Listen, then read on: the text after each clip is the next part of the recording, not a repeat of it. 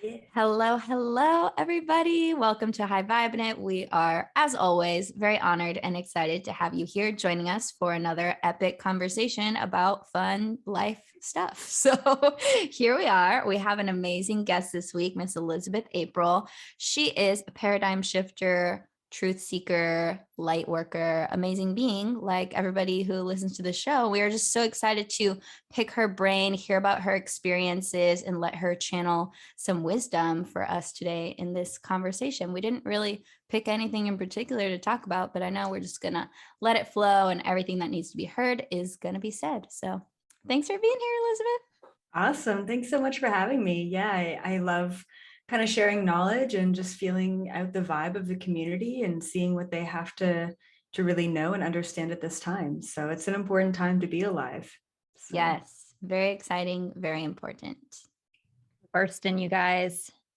You're bursting with your question. Excitement. Well, I don't have a question. Well, I mean, I do, but I usually with the guest, and especially today, I'm very interested to know your origin story and how you got into this. Okay, I'm not gonna lie, you guys, I found her Instagram profile and I was like, she's about aliens, and you guys know how much I love to talk about this. And she's also really big into energy and law of attraction and things and manifestation, things like that, and just things that we talk about all the time with a little sprinkle of aliens in there. So I want to know how you, like, where do you come from? What's your star sign? Give me all the stuff. Do you like long walks on the beach? yeah, very cool. So I'm Canadian originally. And so I was born in this life with extrasensory abilities. That basically means that I was born with the ability to kind of see energy and auras. I was communicating with spirit guides at a young age, basically thought I was communicating with God because I was raised Catholic. And I was definitely able to kind of communicate with different spirits, ghost spirits.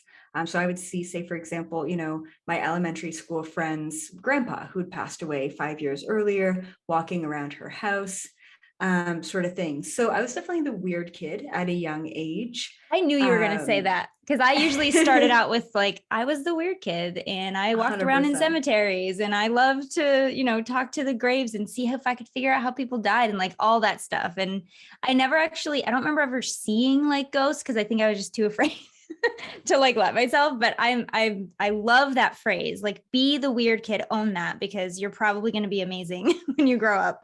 Okay, keep going. Absolutely. Yeah. I always tell my community the same thing. I'm like, be the weird spiritual person. Like, you're probably Yes. waking people up just by being your unique, authentic self. Right. Mm-hmm. So, yeah, so that's kind of how I grew up and what I was able to tune into. I believe that so many kids also have those abilities as well. I definitely don't think I was unique or special in any regard. I even believe that the kids these days are even more awake and more powerful, than we ever were before. And so at around 10, I decided to shut off all of my abilities. It was too much. I wasn't fitting in. I wasn't making friends. Like, once again, I was that weird kid. So I kind of went through this period of conforming, needing to conform, feeling like I needed to conform. I remember making the conscious decision to look around and say, who are all the popular kids and what are they doing to be popular? And it was always about sports. Oh, well, they're all on all the sports teams. Okay, cool. So that's what I'm going to do. So talk about going from a very metaphysical existence to an extremely physical one. And so I started getting very competitive and trying all these sports. And yeah, I did. I made friends, kind of doing that strategy, I guess. But I lost a piece of myself. Like, I lost that connection with spirituality and this other world. And so at around like 14, 15, 16, I went through a really deep depression, lots of anxiety. It was because of that separation of that part of me that I felt like, what's the point? Like, truly. And I started to ask all of these really big picture philosophical questions. Who are we? What are we doing here? What's the point in all of this? Do I have a purpose, a mission, or am I really just here to go to school, get into debt, get a 9 to 5, pop out some babies and be done with it? That was the worst case scenario. Everyone's dream life was the absolute, worst case scenario for me. So I remember at 16 going around, I talked to my high school friends, I talked to high school counselors, I went to teachers, I went to even a priest to say, all right, you're an authority figure here. Let me know, what are we doing here? What's the purpose of this? What's the point? And time again, I was just met with blank stares and disappointing answers. Yep. And so through a lot of that angst and depression, it was my dad actually who said, hey, would you be interested in a past life regression? Lo and behold, here's the guy who's my dad, who's not only very Catholic, but also who's an engineer. You wouldn't really typically link in Catholicism, engineering, and spirituality. But turns out in university, he took a past life regression course, and he was very open-minded in that way. And so we got on this old school tape recorder, and he took me in an hour and a half at 16 into about 5 different lifetimes. And in a lot of these lives, I was a philosopher, I was a healer, I was a teacher, I was a shaman, I was a channeler. In a few of the lifetimes, I was persecuted, I was killed, I was enslaved. But after that, there was 2 truths that came of that at 16. One, reincarnation is real. Thank God I am not just a 16-year-old, because I really don't feel like this. And 2, time is actually an illusion. How is it possible at 16 years old, in just an hour and a half, to go through and explore 5 entire lifetimes? So that really opened the can of worms of what else is possible out there in the universe. And even though I didn't still really know my mission, I knew that I was going in the right direction. And I ended up taking my dad's past life regression notes, and I copied them into my own notebook. So 2 years later, when I went away to university, I was 18, and that's how I made friends. I basically went up to kids in my classroom and would say, hey, do you believe in reincarnation? Do you want to see something cool? It's kind of like a party trick. And then I would regress them into a trance-like state, and I would take them into past lifetimes. At a certain point in time, I started to realize that not everyone was able to let go of their current reality and basically be regressed. So I wondered, is it possible for me to put myself into a trance-like state, regress myself, to take a look at their Akashic records and their past lifetimes? And I started to do that. And then I started to explore all of my past lifetimes in that state by guiding myself. And then I started to wonder, well, do I even really need someone in front of me in order to do this? Can I take a look at Jesus's past life? Can I maybe take a look at ancient Greece? Because I was really interested in that time. Can I go back into when the pyramids were built? Can I take a look at that?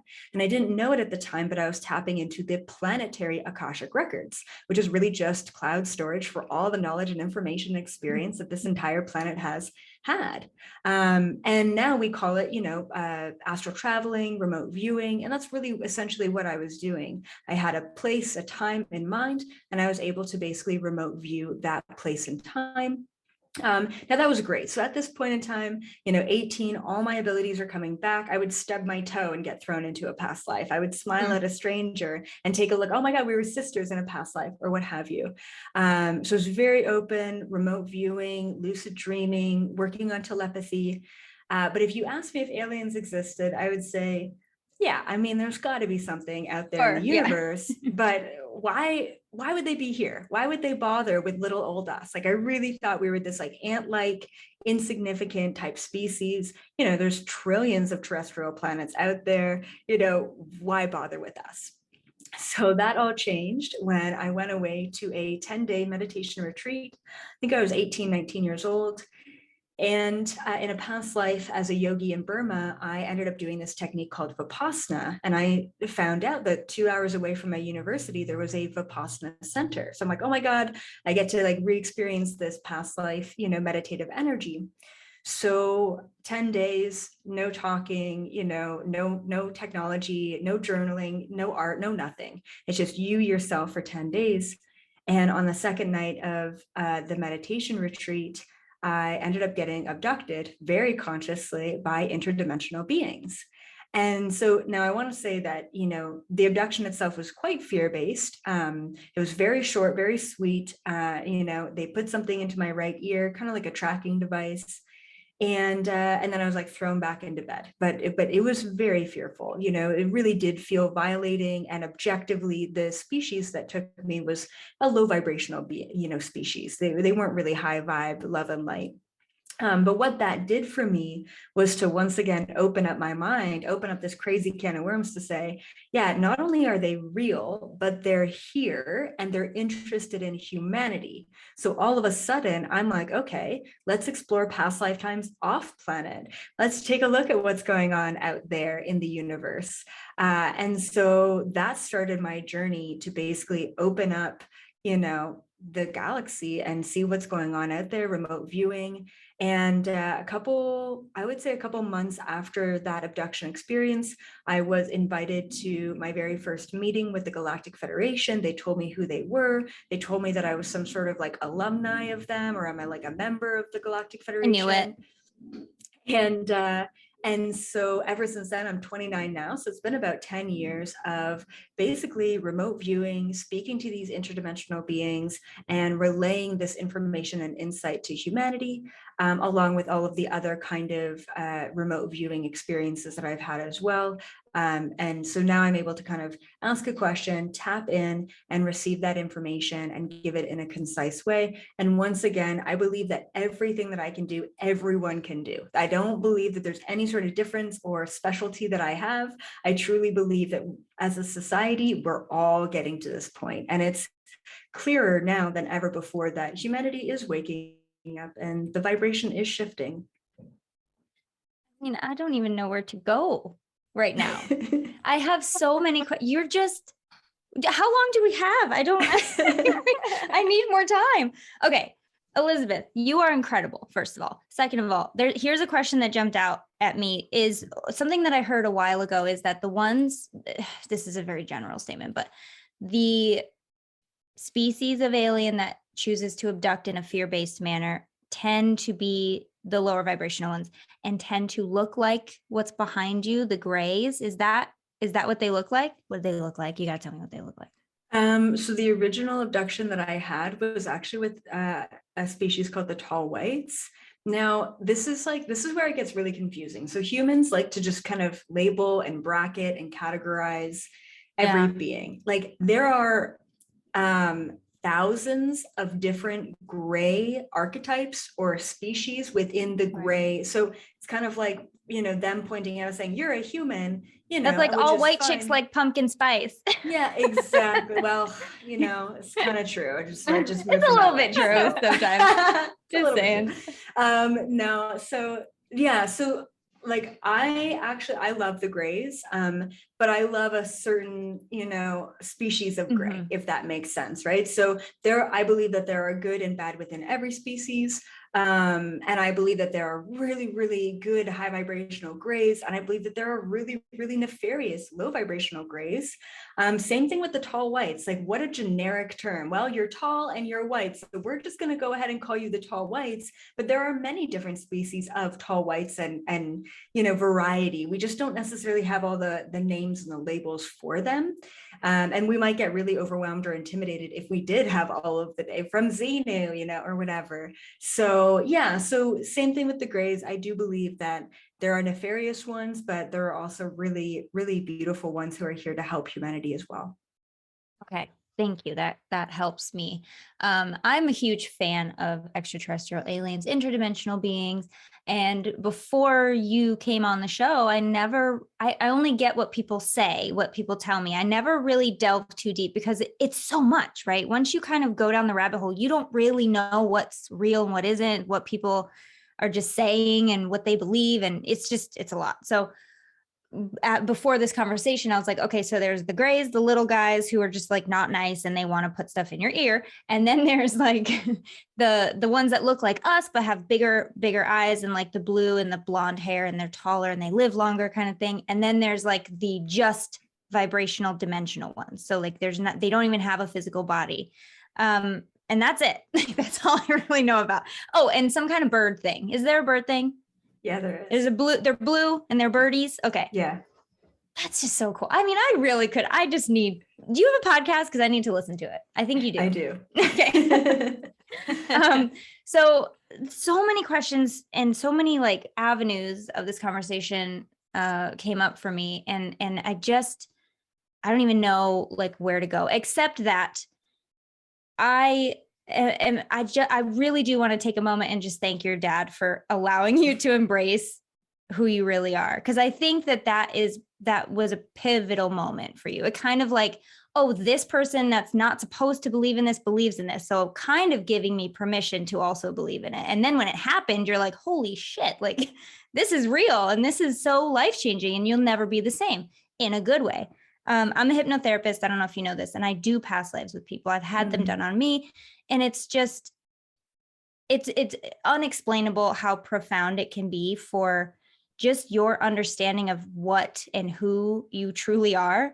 Like we're not just meat sacks. Okay. We have like millions of moments of living and so much under our belt before we even get born into this particular lifetime.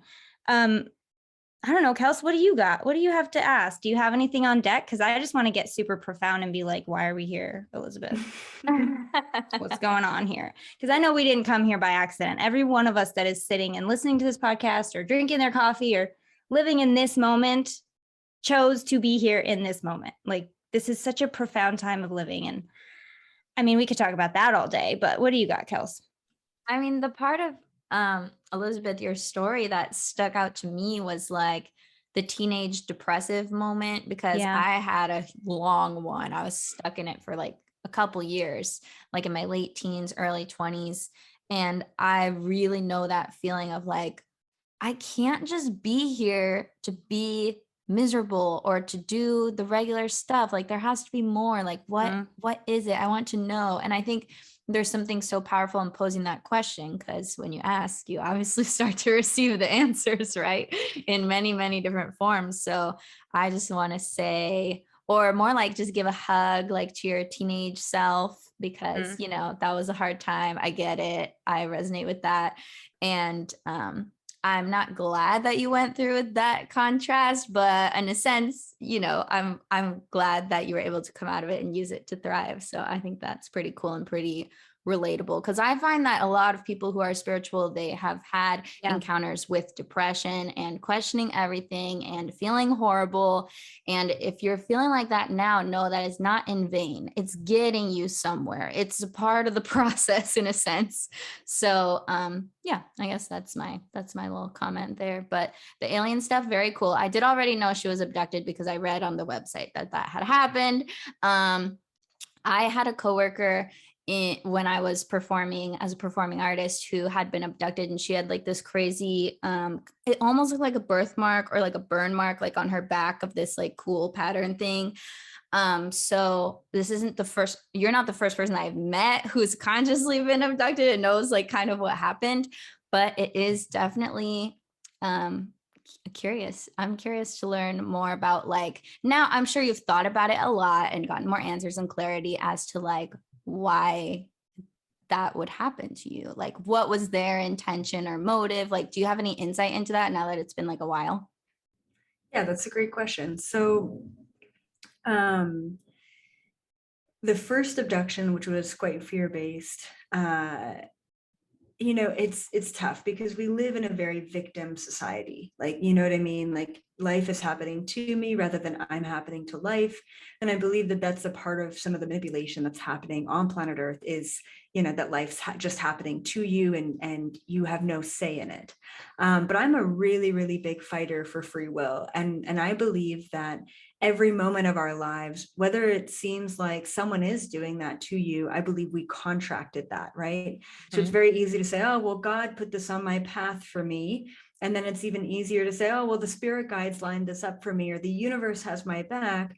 But that would actually still be disempowering you as the sole source of your own contracts. It wasn't God who wrote your life for you. It wasn't your spirit guides who even wrote that down for you. It was you. I truly believe, you know, upon entering that other side, upon taking a look and observing that space in between incarnations, that we get to sit down and choose, what did I learn in my last life?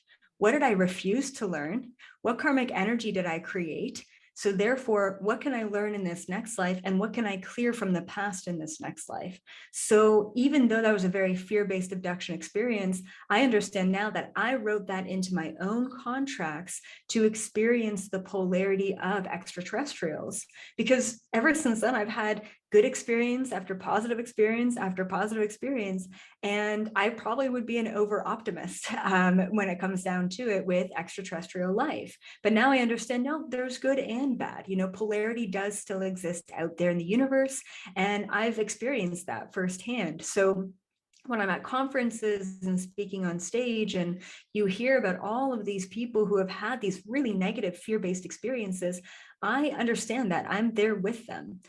So I believe that I contracted that first negative experience so that I could understand, sympathize, and really relate to those humans on planet Earth who have only had fear-based or negative experiences, and then help them to come out of that negativity by allowing them to understand that they contracted that experience in their life for a reason. And whether those abduction experiences or even just disclosure experiences are negative or positive, they always come out more spiritual. They always come out more in tune, more aligned, more connected to the universe than they were before. I know that for a fact was my case, and I've seen that in many, many others.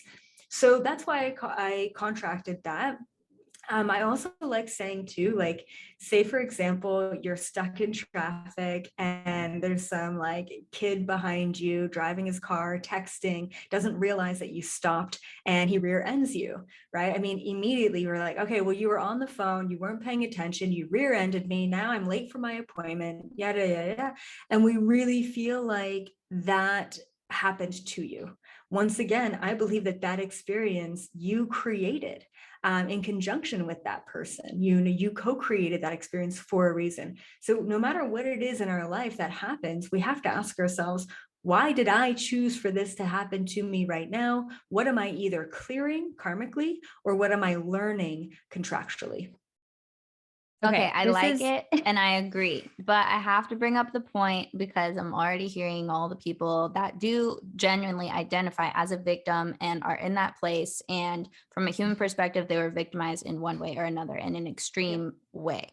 So to those people, if you tell them you created this, obviously they're going to be very upset and very mad. So how do you work around that? Or how do you package it to them? For sure. You know what? Like, this belief, like a lot of my beliefs are not the popular opinion by any means. I suffered with crazy sexual abuse and molestation as a kid. And in a sense, in a traditional sense, you could say, yeah, I was a victim for quite some time. And yeah, I had to, uncover that, unpack that, heal that, go to therapy. I'm still healing it. It's a healing journey. So I just want to say that, I've experienced that traditional version of victimhood. But if you're stuck in the experience of this happened to me, that I am the victim, then you will only ever be that. You will only ever be stuck. So regardless, we can't go back and change what happened at a physical third dimension level. But what we can do is we can go back and change our perception of it. And no matter how many terrible, awful, crazy, experiences I've gone through, I can look back and say, I wouldn't change any of it, one bit, because I learned so much from that. I was able to grow at such a young age. And then I was able to take a step back in my adulthood and say, okay, this really needs to be looked at. This really needs to be healed. And because of that, I am a better student and I'm a better teacher. And I can help people in those experiences because I've had them myself. And I believe that for everyone who's gone through these abusive relationships, these issues in childhood, we can understand that we're able to learn and grow so much from that. And it's typically, I want to say, old souls and starseed individuals who contract a very heavy and very abusive existence and lifetime, mostly because we're trying to clear all of the karma from all of our past lifetimes so that we don't have to come back to this planet anymore. So we pack it all in right at the end. And I want to just remind people who are listening to this, who might be a little bit triggered by this. And I always say that, there is no objective truth in what I say, right? This is, take it or leave it, whatever it may be. If it resonates with you, it's for you. If not, that's okay too. But I always like to say that whatever happened in your life, whatever's going on right now, you contracted it because you are strong enough to navigate it, and I know a lot of people are really upset about what's happening in the world, the mandates, I mean, everything that's going on right now. And a lot of people are like, why am I here at this time? Like, this is just suffering and misery. But I have to remind them, you chose to be here at this time because you're strong enough to navigate through this and to actually lead humanity into a higher vibration. So that's kind of how I turn things around. And like I said, not everyone is there with me, and that is 100% okay. And I think it's important to say too, I mean, hearing you talk, we could have lived next door to each other, girl. Like so much that, as you said, in my adult life, I didn't really look at, or I kind of just assumed it was like, it'll be fine. Just don't, it's fine. Just keep going forward, keep going forward. Mm-hmm. But that's how it feels. It's like, if you don't unpack it, and if you don't, to some extent, honor that responsibility that you have in this lifetime of like, if I was so smart and so all-knowing and so expansive that I chose this experience, how would that change my perspective?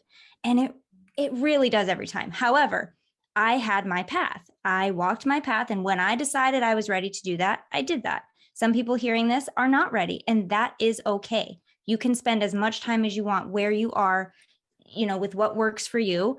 Just maybe possibly be open to the fact that it could feel better.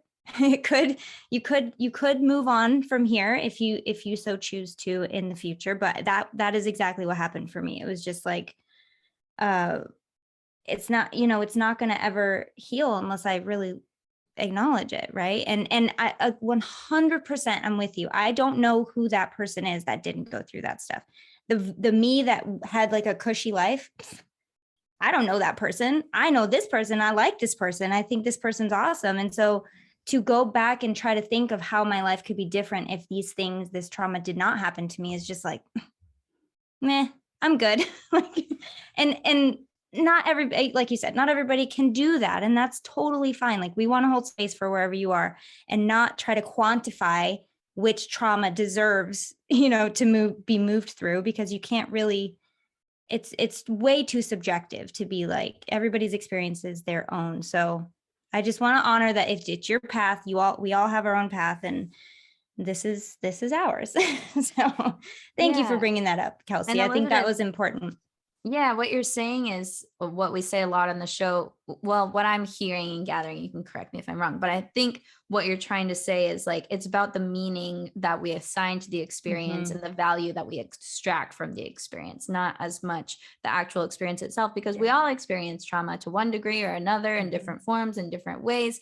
And even if it's not a traumatic experience that looks the same, we all have the same emotions. We all experience disappointment. We all experience defeat. We all experience hopelessness. We all experience being abused in some form or another, whether it's self or from outside. Like we all experience these things. And so I just wanted to bring that up because I know the topic of trauma is very sensitive to people who are in that space. And I think it's okay to be in the space of victimhood from a human perspective, because you sometimes need that to move through it and move on, to zoom out to where we're talking about now, where you look down at it and you look back at it and you assign maybe a more empowering meaning to that situation, or you ask the question, like, is there any valid reason for why this could have happened and this could be beneficial for me in some sort of way in the long run? What did I learn? How can I empathize with others better? How am I more sensitive now? These questions are what help you take your power back, I think, when something really horrible has happened to you. And another thing, just one last thing on the whole trauma topic. I was told by a very close channeler friend who was on the show, incidentally, in the beginning of our podcast, said to me in one of our sessions, sometime, I asked her, like, what the heck? Why did I have this? Why did I do this? Why did this happen in my, why did I have such a hard childhood? Why is me and my mother's relationship so arduous?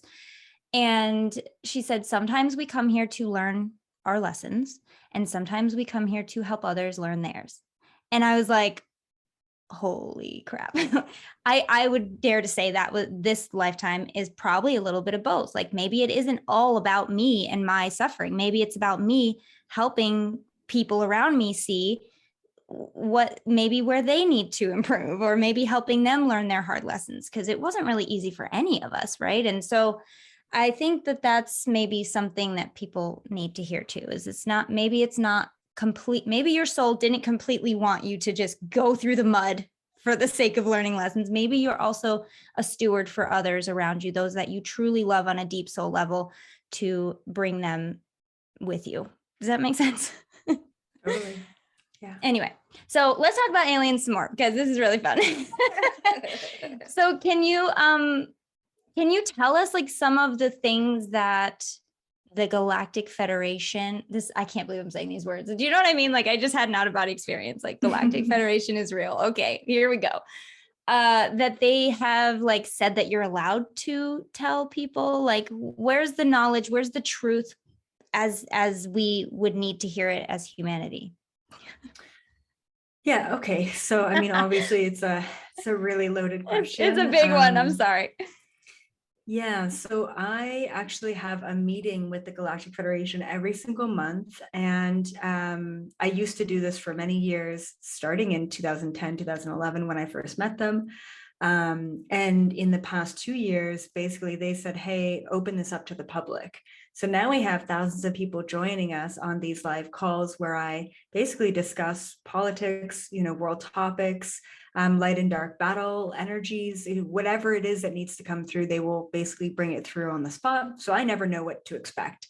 So there's a lot of information that they've been relaying this whole time. But I guess some of the most important information is what's been going on in the past 2 years. Okay, so starting 2020. They told me in 2019 that 2020 was going to change the world forever, right? And I got laughed at for saying that. Oh my God, I just got goosebumps. And here we are, right? Yeah. And so what I need to kind of relay from them is that everything that's been happening, everything that's been going on has been happening for a very specific reason. Nothing, so very similar to the guy who's texting behind you and, rear ends you. Nothing that's going on, nothing that's taking place right now is by accident, by coincidence. If it was not aligned to the collective path, the collective contracts for humanity, what we needed to go through collectively to learn our lessons, to clear our karma, to move forward in a higher vibration, it would not be happening. Essentially, the Galactic Federation has the ability to stop a lot of things. They've stopped nuclear weapons before. I knew it. Oh my God, I knew it. Yeah. And that's been actually quite well documented as well, if you want to actually go back and explore some of those declassified documents.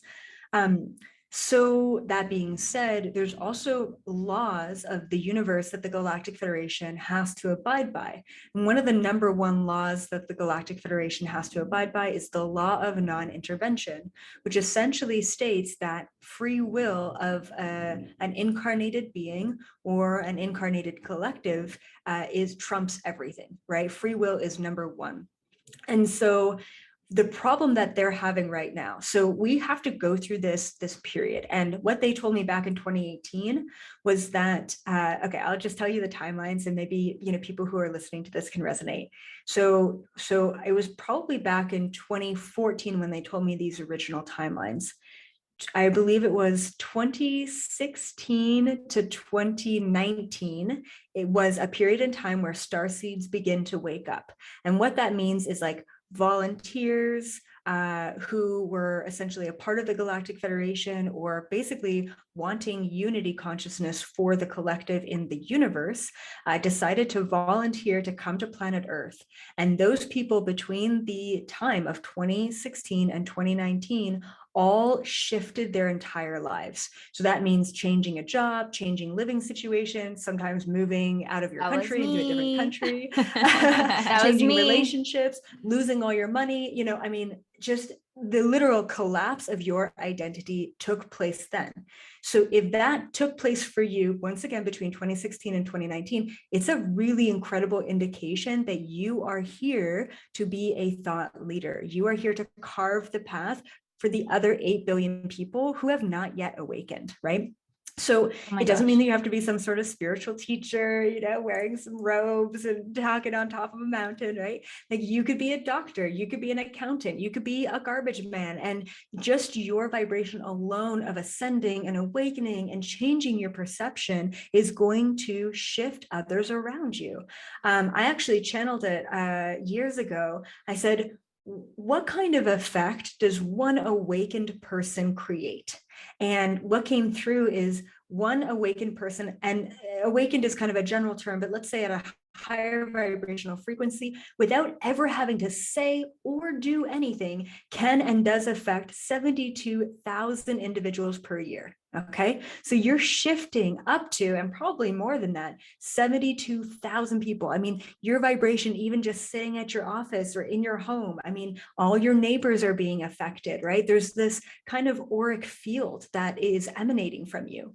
So once again, 2016 to 2019 is this period where basically like the thought leaders or the teachers or the volunteers, the star seeds, whatever you want to call them, they had to shift their old third dimensional life in order to raise their frequency, not only at a vibrational level, but also raise the frequency of their physical reality as well.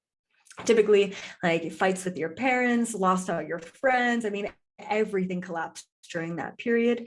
And then we get to current day, 2020 to 2024 is the period in which the rest of the world is going to shift. Not only the rest of the individuals in the world, but the world itself, the actual physical third dimensional structures of the system within education, within government, within finance, everything you could imagine that makes up this society has to break down in order for us to shift into a higher vibration. And this is where that group of people between 2016 and 2019 come into play to say, it's okay.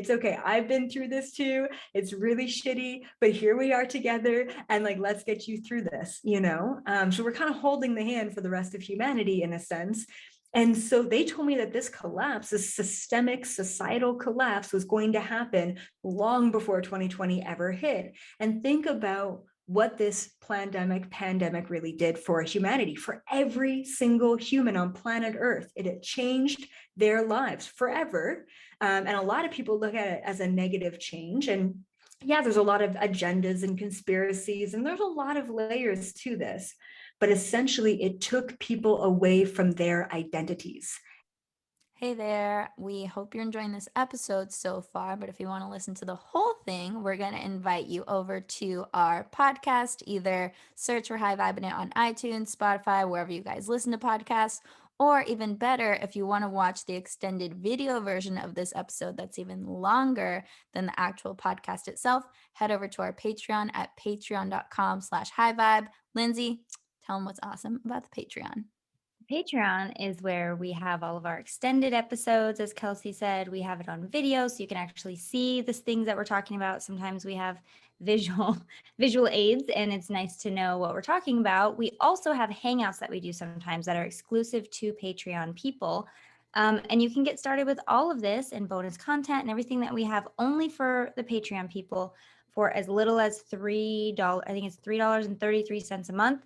And that's it. And you guys can get all the benefits and all access to everything that we put in there. Really cool. It's really cool, really fun, super easy to join. And you guys don't even have to do that to finish this episode. If you're like, screw it, I don't want to pay any money, I just want to hear the rest of this episode, go to our podcast, High Vibing It, search for it wherever you listen. It's totally free. Either way, enjoy the rest of the show wherever you choose to enjoy it. And we will see you guys next week because we do a new one every week. Adios. Bye.